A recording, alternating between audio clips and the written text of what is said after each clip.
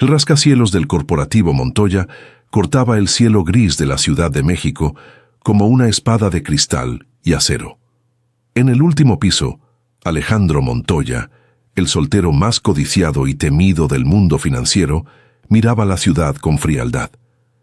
El acuerdo de fusión con los inversionistas asiáticos estaba en peligro. Ellos exigían tratar con un hombre de familia, alguien que proyectara estabilidad tradicional, no con un playboy de las portadas de revistas. Su socio, Rodrigo Vargas, se lo había dejado muy claro esa misma mañana, advirtiéndole que la junta directiva estaba perdiendo la paciencia. Alejandro necesitaba una esposa, y la necesitaba para antes del fin de semana. No buscaba amor, buscaba un trato comercial impecable.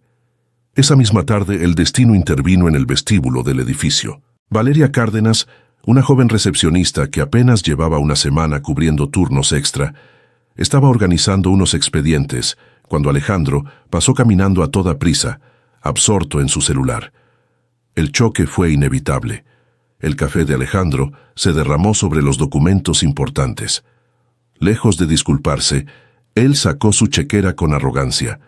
Valeria no se dejó intimidar. Se plantó frente a él, con los ojos brillando de indignación, y le dijo que no todo en la vida se podía limpiar con billetes, exigiéndole una disculpa sincera.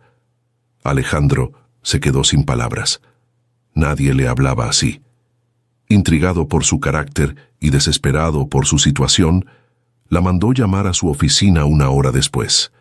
Le ofreció el trato de su vida, un contrato de matrimonio por 1 año, a cambio de saldar todas las deudas médicas de su madre. Valeria, sintiendo un nudo en el estómago, aceptó. La ceremonia civil fue un trámite helado en una notaría discreta de Polanco.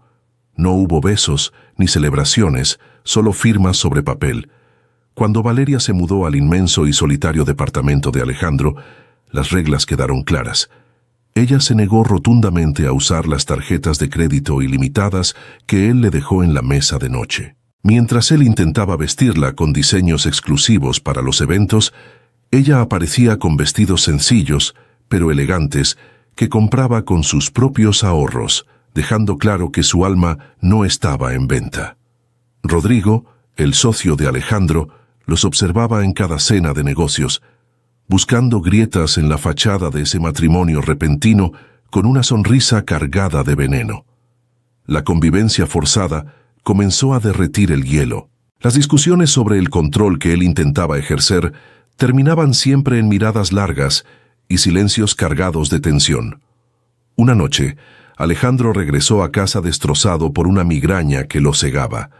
Valeria, en lugar de ignorarlo como dictaba el contrato, se sentó a su lado en la oscuridad, colocándole compresas frías y preparando un té de hierbas con la misma receta que usaba su abuela. Fue el primer momento en que Alejandro dejó caer su armadura de magnate implacable, y Valeria pudo ver al hombre vulnerable que se escondía detrás del dinero. La atracción física se volvió innegable, filtrándose en cada roce accidental y en cada desayuno compartido. Pero el pasado siempre encuentra la forma de cobrar sus deudas. El investigador privado que Alejandro contrató por rutina entregó su reporte final, revelando el secreto que Valeria guardaba. Su apellido real escondía una tragedia. 10 años atrás, la pequeña fábrica textil de su padre había sido aplastada y llevada a la quiebra por una absorción hostil liderada por el padre de Alejandro. La familia de Valeria lo perdió todo. Cuando Alejandro la confrontó en la sala de estar, ella no lo negó. Con lágrimas en los ojos, confesó que al principio sentía rencor, pero que la necesidad de salvar a su madre la había obligado a aceptar el trato. La revelación fue un golpe directo al frágil vínculo que estaban construyendo. El silencio se instaló en el departamento. Se convirtieron en 2 extraños viviendo bajo el mismo techo. Sin embargo, Alejandro no podía sacarla de su mente. En lugar de intentar comprar su perdón con joyas o autos, comenzó a tener pequeños gestos. Una mañana, Valeria despertó y encontró en la cocina pan dulce fresco de la pequeña panadería de su antiguo barrio, sin ninguna nota. Días después, él canceló una importante cena con banqueros internacionales, solo para quedarse en casa y asegurarse de que ella no estuviera sola durante una tormenta eléctrica que sabía que la asustaba. Aprovechando la distancia entre ellos, Rodrigo movió sus piezas. El supuesto mejor amigo de Alejandro había estado detrás del desfalco de las cuentas de la empresa y planeaba usar el falso matrimonio para destruir la reputación de Alejandro frente a la junta directiva y tomar el control del corporativo. Amenazó a Valeria con filtrar el contrato a la prensa de espectáculos si no abandonaba a Alejandro justo en la gala de celebración de la fusión asiática. Ante la amenaza externa, Valeria y Alejandro comprendieron que tenían que confiar el uno en el otro si querían sobrevivir a la tormenta. La noche de la gala, frente a cientos de invitados y cámaras, Rodrigo tomó el micrófono con la intención de exponer la farsa. Pero antes de que pudiera pronunciar la primera acusación, las pantallas del salón gigante no mostraron el contrato de matrimonio, sino los documentos financieros, correos electrónicos y cuentas en paraísos fiscales que probaban los desvíos millonarios de Rodrigo. Valeria, trabajando en secreto con el equipo de seguridad leal a Alejandro, había recopilado las pruebas. Rodrigo se quedó pálido, tartamudeando frente a los inversionistas que lo miraban con desprecio. La policía lo escoltó fuera del evento, humillado y despojado de todo su poder, mientras los asistentes murmuraban asombrados por la caída del traidor. Lejos del ruido de la fiesta, en el balcón que miraba hacia las luces de la ciudad, Alejandro tomó las manos de Valeria. Ya no había contratos, ni mentiras, ni orgullo. Le pidió perdón, no solo por el daño que su familia le hizo en el pasado, sino por haber tardado tanto en darse cuenta de que ella era lo único que realmente importaba en su vida. Le juró que dedicaría sus días a reparar los errores de su padre, y mirándola a los ojos, le confesó un amor profundo y sincero, sin condiciones.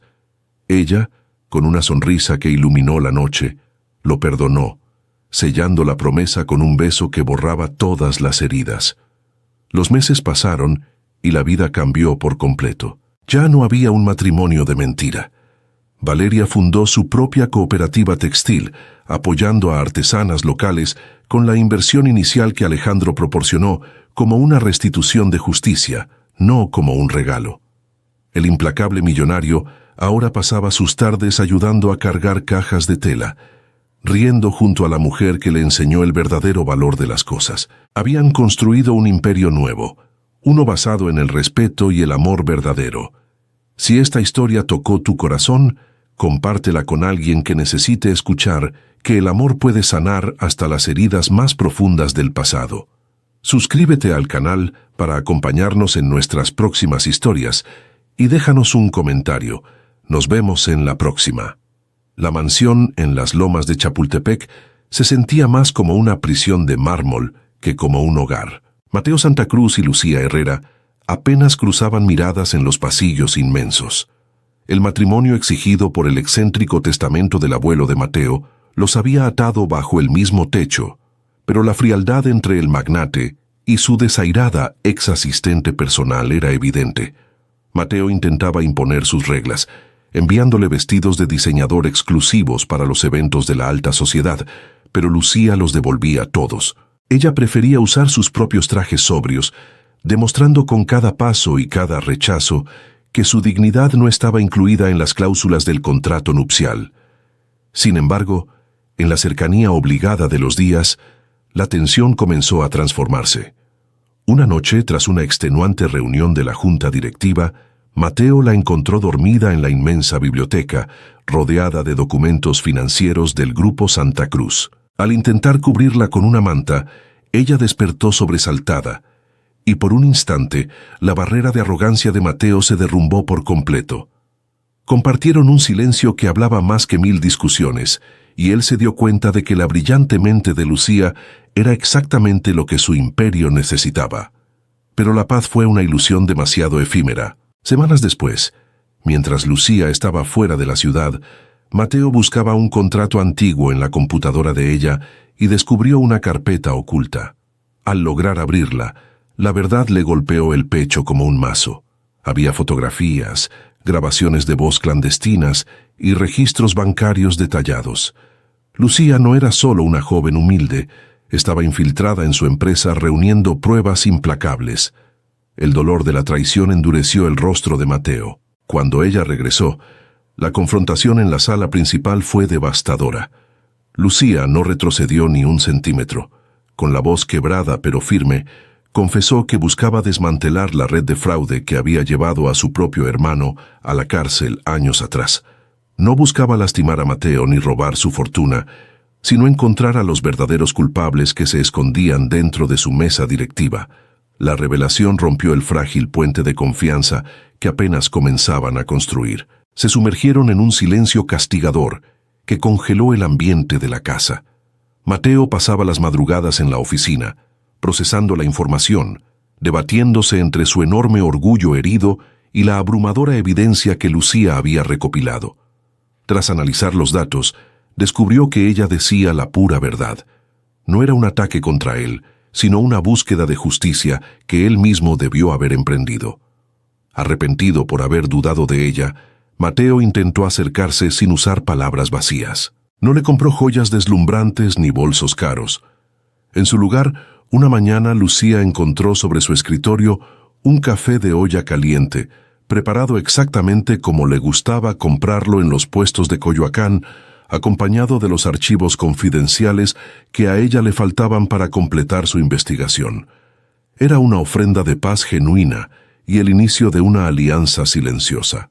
Justo cuando empezaban a sanar sus heridas, la verdadera amenaza salió de las sombras. Héctor Villalobos, el abogado de mayor confianza de la familia y el verdadero operador de toda la red de corrupción, se dio cuenta de que la pareja estaba tras sus pasos.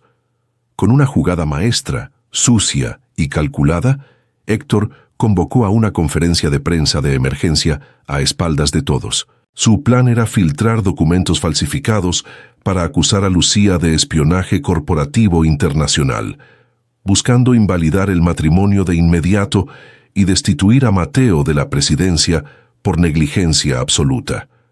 El escándalo mediático amenazaba con destruir por completo todo lo que ambos habían luchado por mantener en pie. Acorralados por los flashes de las cámaras, los reporteros hambrientos y los buitres financieros, Mateo y Lucía comprendieron que la única forma de sobrevivir al golpe maestro de Héctor era mantenerse unidos y usar el secreto de Lucía no como un escudo, sino como su arma más letal. La sala de prensa del hotel estaba a reventar, iluminada por los incesantes flashes de las cámaras. Héctor Villalobos, el abogado traidor, se paró frente al podio con una sonrisa cargada de hipocresía, listo para repartir las carpetas con los documentos falsificados que destruirían a la pareja. Sin embargo, justo cuando abrió la boca para pronunciar la primera acusación, las puertas dobles del salón se abrieron de par en par. Mateo y Lucía entraron caminando codo a codo, con la frente en alto.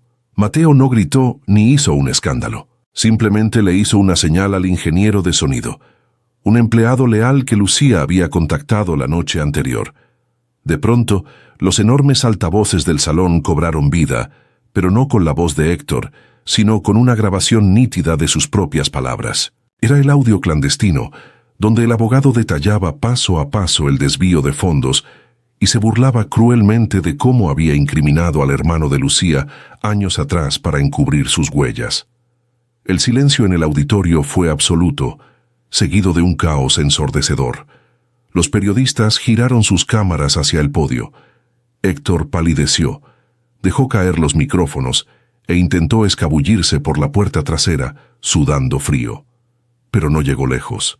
2 agentes de la policía, alertados previamente por los abogados personales de Mateo, le bloquearon el paso y le colocaron las esposas a la vista de todo el país. El hombre que se creía intocable fue escoltado hacia la salida, con la cabeza gacha y humillado públicamente, perdiendo en un instante todo el prestigio y la impunidad que había construido sobre las vidas de inocentes.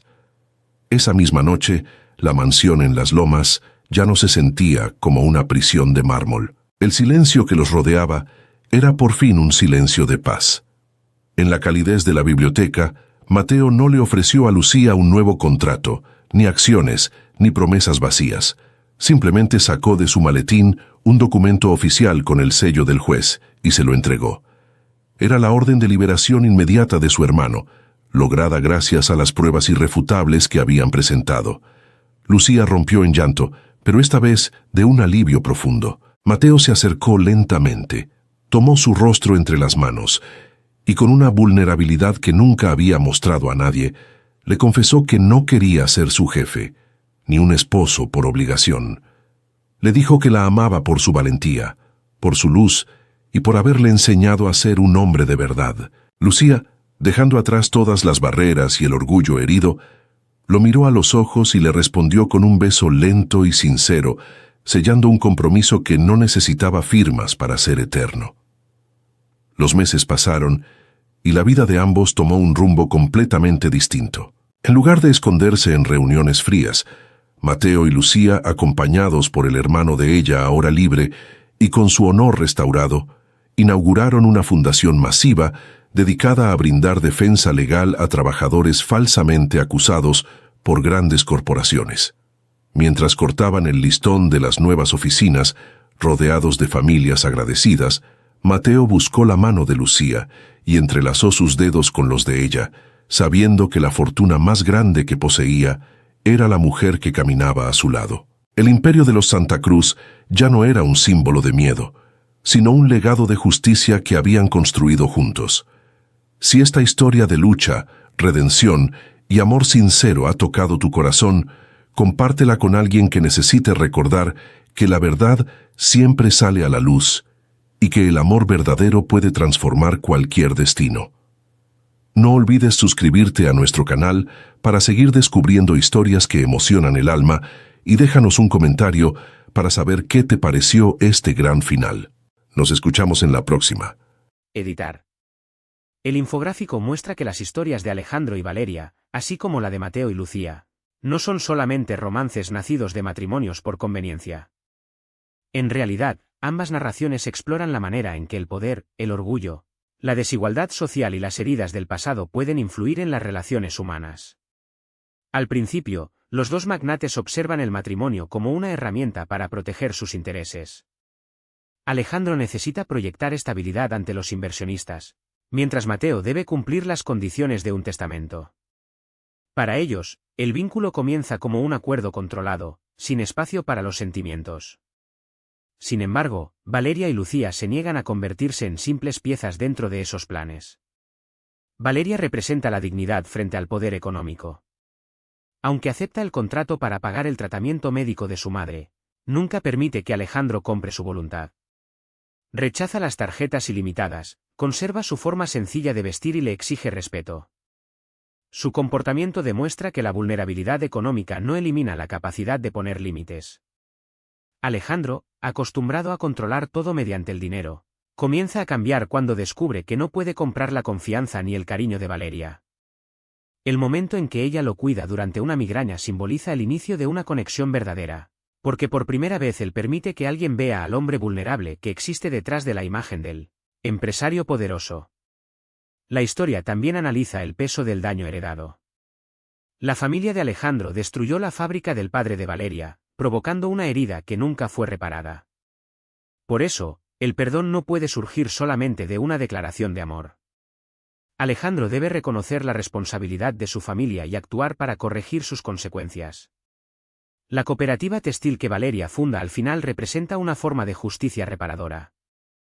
No se trata de borrar el pasado, sino de utilizar los recursos disponibles para reconstruir lo que fue destruido y ofrecer oportunidades a otras personas. En la relación de Mateo y Lucía aparece un conflicto parecido, pero relacionado con la corrupción corporativa y la búsqueda de justicia. Lucía entra al matrimonio guardando pruebas que pueden revelar quién incriminó injustamente a su hermano. Su secreto genera desconfianza, pero también demuestra que ella no es una víctima pasiva. Es una mujer inteligente, estratégica y valiente que convierte su dolor en una investigación capaz de enfrentar una estructura de poder. Mateo debe superar su orgullo para comprender que Lucía no intenta destruir su empresa, sino descubrir la verdad que él mismo había ignorado. Los antagonistas Rodrigo y Héctor simbolizan el uso destructivo del poder.